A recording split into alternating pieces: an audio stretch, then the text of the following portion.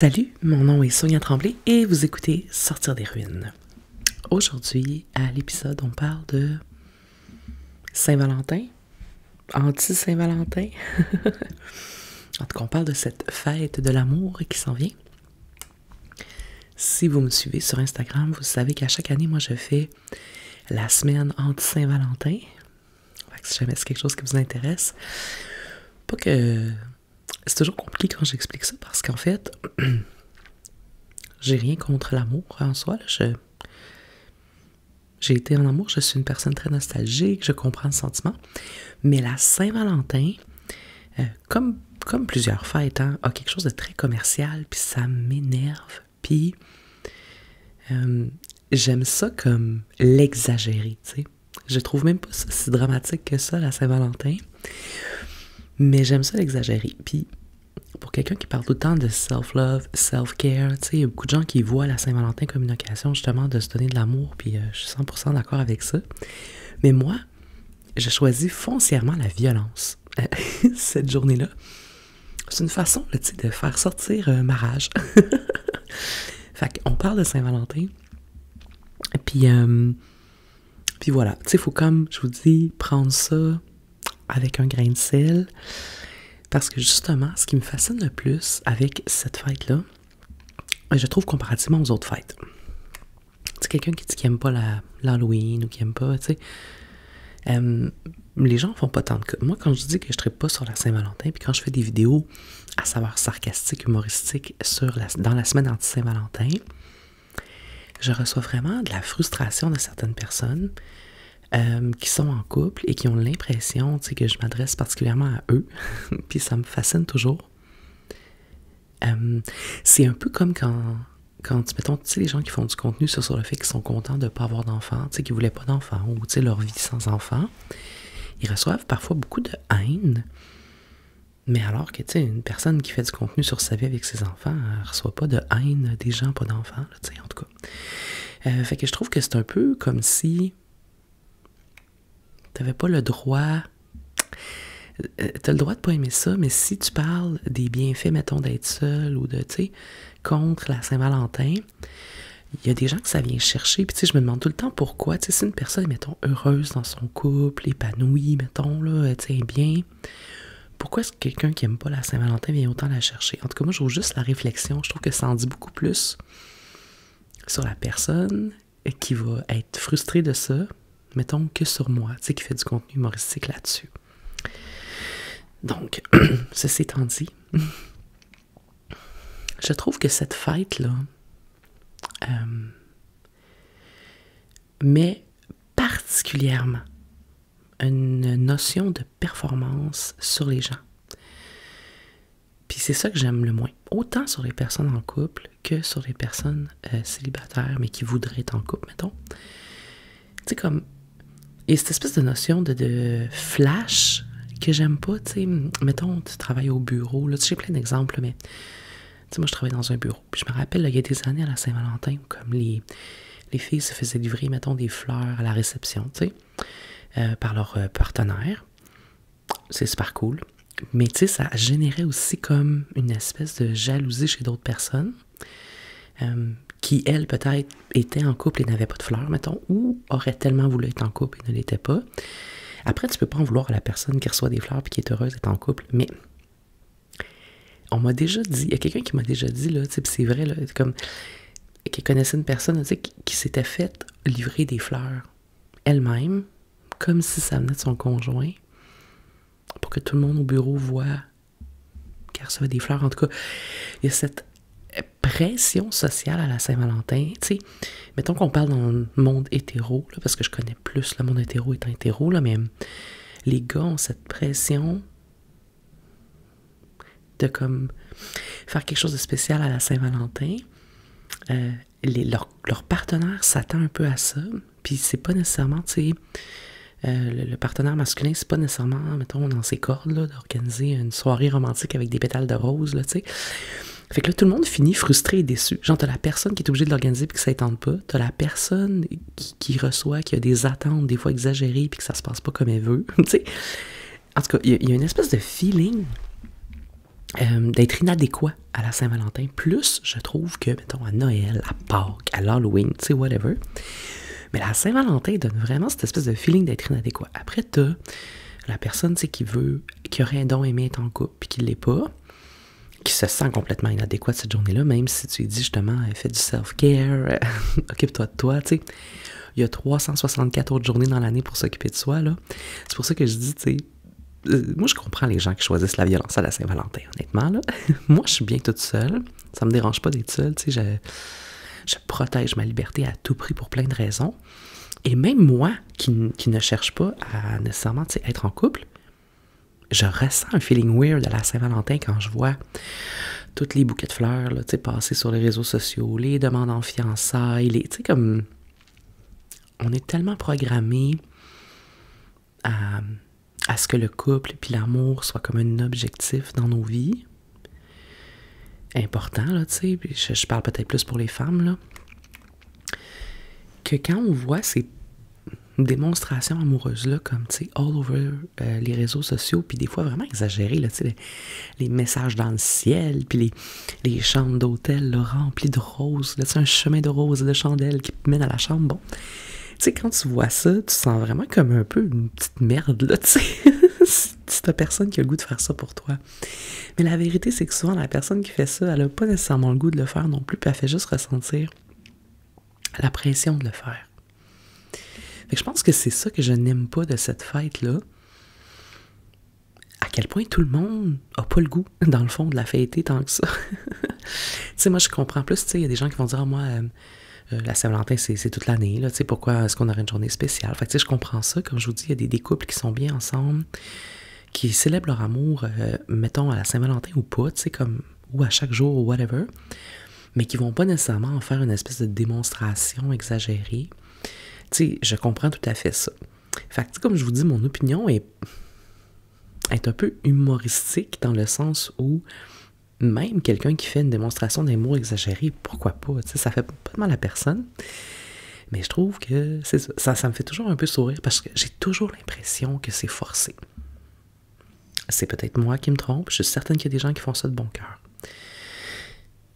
Moi, j'aime mieux peut-être le petit genre... un bouquet de roses de temps en temps. Là, tu sais, la personne arrive avec une petite attention spéciale ou... des couples qui vont s'offrir peut-être une soirée, tu sais, pas d'enfants, mettons, des choses comme ça. Je trouve que ça fait du sens. Mais tu sais, ils demandent en mariage le jour de la Saint-Valentin, mettons. Moi, si j'étais en couple et qu'on me demandait en mariage le jour de la Saint-Valentin, je pense que je serais fâchée.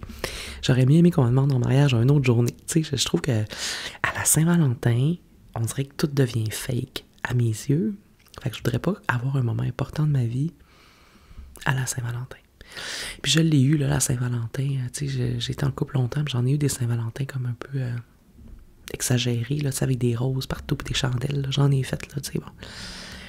Mais à chaque fois, justement, je trouvais ça un petit peu awkward. Après, t'as la pression de performer même sexuellement, là, tu sais, dans le sens où il y a des couples qui se disent, il faut faire l'amour à la Saint-Valentin. Tu sais, tout ça est awkward, là, quand tu y penses. La Saint-Valentin, c'est juste pour faire filer mal, on dirait.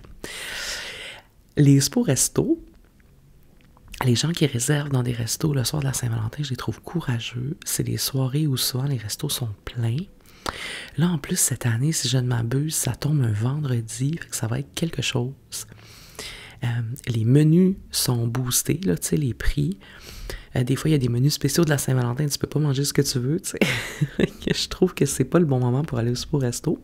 Encore là, peut-être si quelqu'un aime l'ambiance Saint-Valentin ou whatever, why not, là. Mais bon.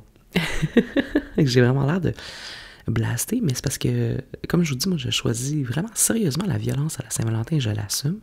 Puis c'est pour ça que je fais la semaine anti-Saint-Valentin sur Instagram. Tu sais, c'est pas pour rire des gens en couple, ça n'a vraiment rien à voir. C'est juste pour les autres personnes qui, comme moi, ne se sentent pas liées à cette fête-là d'aucune façon.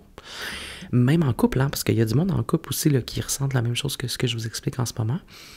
Ben, je trouve que ça fait du contenu différent, tu sais, sur les réseaux. Parce que, mon Dieu, qu'on envoie à l'approche de la Saint-Valentin des petits cœurs, puis des roses, puis des bons. Je peux juste imaginer là, quelqu'un en peine d'amour à la Saint-Valentin. C'est comme, mettons, là, tu te fais laisser, genre, je sais pas, 3 jours avant la Saint-Valentin. À quel point tu dois filer tout croche en voyant toutes les démonstrations amoureuses sur Internet, tu sais. Oh mon Dieu, ça doit être l'enfer.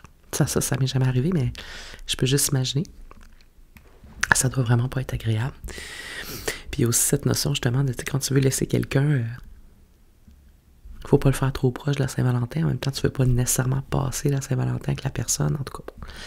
Il y a toutes ces histoires-là, là, tu sais. Fait que voilà. C'est un peu ce que je pense de cette fête-là. Tu sais, c'est pas mon opinion de l'amour en général, là. Mais l'amour performatif, je trouve... Tu sais, puis là, je parle de la Saint-Valentin. Mais l'amour performatif, on le voit beaucoup en général sur les réseaux, ou dans la vie même, là. Parce que c'est notre instinct humain, mettons, là, d'avoir l'impression tu sais, qu'on veut montrer qu'on est heureux puis se comparer. Tu sais, il y a beaucoup de gens là, qui en mettent, là, tu sais, comme si tout était parfait. On le voit en amour, mais on le voit sur des réseaux, des influenceurs en voyage, des gens qui font comme s'il y avait la grosse vie. Tu sais, on le sait, là, tout est... faut faire attention à ce qu'on consomme. Puis à la Saint-Valentin, mais c'est la même chose, tu sais, fait que toute cette espèce de besoin de comparaison-là, ça m'énerve. Puis après, tu sais, je comprends, là, c'est humain. Là. Même moi, des fois, je regarde des affaires puis je me compare, tu sais, c'est humain. Mais c'est dangereux. Je sais pas si à la Saint-Valentin, il y a plus de... comme de drame passionnel ou de... Je sais pas. Mais en tout cas, je suis sûre qu'il y a plus de chicane parce que si ça se passe pas comme tu veux un soir de Saint-Valentin, c'est sûr que la chicane pogne. Moi, j'ai souvent entendu des histoires de filles qui pognaient les nerfs contre leur conjoint parce que justement, ils avaient oublié la Saint-Valentin ou, tu sais, l'histoire que la fille va dire, mettons, oh, on fête pas ça la Saint-Valentin, c'est commercial, mais dans le fond de sa tête, elle s'attend quand même à ce que son chum fasse quelque chose. C'est comme s'il pouvait lire dans ses pensées, puis que là, finalement, le gars, il se dit, ok, parfait, on fête pas, elle m'a dit qu'on fêtait pas, puis là, elle pogne les nerfs parce qu'il a pas fêté, tu sais, des histoires de même. On en entend tous à la Saint-Valentin. Ça rend tout le monde fou, sérieusement. Moi, mon activité préférée à la Saint-Valentin, là, c'est... c'est d'écouter le film Titanic, ok? Je suis une grande amateur du film Titanic. Je l'écoute 2 fois par année. Je l'écoute en avril à la date de coulage, ok? Donc, à la date de coulage officielle. Et je l'écoute à la Saint-Valentin. Puis je le pars à une certaine heure là, pour que à minuit, le soir de la Saint-Valentin, là, le bateau coule. C'est comme 2 heures dans le film, le bateau coule. Fait que je le pars vers 9h et quelques. En tout cas, je me rappelle pas mon calcul, mais je le refais à chaque fois. Comme ça, ben, à minuit, avec la fin de cette horrible journée de Saint-Valentin, tu sais, se noient tous les espoirs là, que quelqu'un vienne sonner à ta porte pour te déclarer son amour tout à coup, comme ça. Fait que ça, c'est bon. Ça fait tellement pili, mais je l'assume complètement. Moi, j'aime ça faire ça. C'est mon activité favorite de Saint-Valentin. Titanic, en pyjama, en regardant le bateau qui coule à minuit. Puis en me disant, bon, voilà, cette journée est terminée pour une autre année. Je sais pas c'est quoi, vous, vos activités de Saint-Valentin. Puis comme je vous dis, là, je comprends les gens là, qui ont le goût de répondre, « Ah ben moi, je me fais couler un bon bain, je m'occupe de moi, je fais du self-care. » Mais moi, là, je fais ça à l'année longue. Hein. Je suis... passer maître dans l'art de m'occuper de moi, méditer, prendre mon temps, me faire des petites soirées cosy, tu sais. Encore là, vous le voyez tout le temps sur mes réseaux. Toutes les activités que je fais en solo avec moi-même. Fait qu'à la Saint-Valentin, là, ça me tente pas de faire encore ça. Tu sais, comme ça me tente pas de me faire une soirée skincare, là. Ça me tente d'être en tabarnak. Et c'est merveilleux. Je vous le conseille fortement. Ça fait du bien. En tout cas, c'est mon conseil amical de Saint-Valentin, là, c'est soyez en tabarnak, cette journée-là, puis que ça vous tente pas, là, puis voilà, vous avez le droit que ça vous tente pas. Si vous êtes plus sensible, sans blague, là, si vous êtes plus sensible, parce que justement, peut-être, si vous avez eu une séparation, ou vous avez des troubles dans votre couple, ou bon, whatever la raison, restez loin des réseaux sociaux, parce que c'est ça, ça aide pas personne là, de voir les 50 000 demandes en mariage défiler, puis les roses, puis les soupers à la chandelle. Fait que si déjà vous vous sentez vulnérable, je vous conseille peut-être de prendre un petit break des réseaux sociaux autour de la Saint-Valentin. Quand j'étais jeune, tu sais, j'aimais par exemple la Saint-Valentin en famille, tu sais, comme avec mes parents, quand j'étais petite, on fêtait quand même ça comme plus familial, tu sais, je me rappelle, je faisais des cœurs, je dessinais des cœurs, je collais ça sur les murs. Ma mère faisait un petit souper, là, tu sais. Je vais prendre une gorgée d'eau. Ouais, ma mère faisait un petit souper comme pour elle, mon père et moi, là, tu sais. Puis on avait comme un petit souper tous ensemble. Ça, c'était cute, là, tu sais, moi j'aimais ça parce que c'était une soirée spéciale, là, tu sais. Fait que ça, je me rappelle que j'aimais ça. Puis après, à l'âge adulte, ben c'est ça, moi j'ai été 15 ans en couple. Fait qu'il y avait quand même des petits soupers, des célébrations, mais... Tu sais aussi, j'étais peut-être pas avec la meilleure personne pour ça, là. Je sais pas si vous avez écouté mon vidéo le passé, mais si oui, vous allez comprendre ce que je veux dire. C'est peut-être ça aussi qui a teinté, tu sais, ma relation à la Saint-Valentin, parce que c'était pas nécessairement tout le temps des belles soirées. Fait que peut-être aussi que ça n'a pas aidé à développer chez moi l'amour, mettons, ou en tout cas l'attrait de cette fête-là. L'autre affaire, c'est que je trouve que tout coûte plus cher. Les hôtels, évidemment, les restos, je le disais tantôt, tu sais, tout a été en forfait. Les prix sont boostés, puis en plus, si t'es tout seul, là, tu peux rien faire à la Saint-Valentin. Là. Moi, j'aime ça, tu sais, des solos, des mini-getaways, des trucs comme ça. Mais quand c'est la Saint-Valentin, là, tous les hôtels, ils font forfait de couple, forfait pour deux. Et là, va pas dans un hôtel dans le temps de la Saint-Valentin là, si tu choisis la violence, parce que tu vas virer complètement hystérique. Tout ce que tu vois, là, c'est des petits couples en robe de chambre, aller au spa, là, tu sais. Puis là, les petits soupers de Saint-Valentin dans le resto de l'hôtel, puis toi, t'es tout seul. Néo. Toutes les autres journées de l'année, avec plaisir, mais pas à la Saint-Valentin. J'écoute des tunes là, de Female Rage, puis Titanic, puis j'attends que la journée passe. Après, il y a des gens qui vont dire « Oh, au moins le chocolat est en spécial le lendemain. » C'est vrai, là, j'imagine quand on aime le chocolat, c'est une bonne nouvelle. Moi, je ne tripe pas de temps. Tu sais, je tripe pas assez sur le chocolat pour que la Saint-Valentin soit une bonne nouvelle à cause des rabais du lendemain, mettons. Fait que voilà. Après, tu sais, chaque personne fait comme elle veut, puis je suis certaine qu'il y a des gens qui apprécient cette fête-là, puis qui la vivent dans l'authenticité, puis dans l'honnêteté. Tu sais, c'est comme de tout, hein. Je veux dire, c'est comme n'importe quoi, il y a de tout, là, tu sais. Fait que ça, c'est pas un enjeu. Puis même ceux qui la vivent un peu fake, parce que ça leur tente de faire une soirée exagérément romantique, tu sais, why not? Moi, je choisis la violence. D'autres personnes peuvent choisir le denial. Tu sais, pourquoi pas? Alors voilà. Je sais pas comment vous allez vivre votre Saint-Valentin. Je vous souhaite que ça se passe comme vous voulez, hein? Que ça se passe bien. Et aussi, juste que ça se passe. Tu sais, moi, je pense que le meilleur souhait qu'on peut se faire à la Saint-Valentin, là, c'est juste, c'est 24 heures. Après, c'est fini. On passe à autre chose. Parce qu'après la Saint-Valentin, là, on commence à s'en aller tranquillement vers le printemps. C'est long, tu sais, au Québec, mais je veux dire quand même, après la Saint-Valentin, un mois plus tard, un mois et une semaine plus tard, c'est l'équinoxe de printemps. Fait que, tu sais, là, je trouve que ça commence à être le fun. Mais je vous dirais, janvier, février, jusqu'à la Saint-Valentin, pas mon meilleur moment. Fait que voilà. Je vous souhaite donc une superbe Saint-Valentin à votre goût. Je vous remercie d'être là et d'interagir avec moi. Puis si jamais vous aimez le contenu là, anti-Saint-Valentin, c'est cette semaine que ça se passe là, sur ma page Insta. Fait que venez nous rejoindre. Évidemment, encore une fois, c'est par plaisir. Faut pas non plus se sentir insulté. Fait que vous êtes les bienvenus. Et voilà, je vous remercie d'être là et d'être à l'écoute à chaque semaine. Ça me fait toujours super plaisir d'interagir avec vous. Mon nom est Sonia Tremblay et vous avez écouté Sortir des ruines.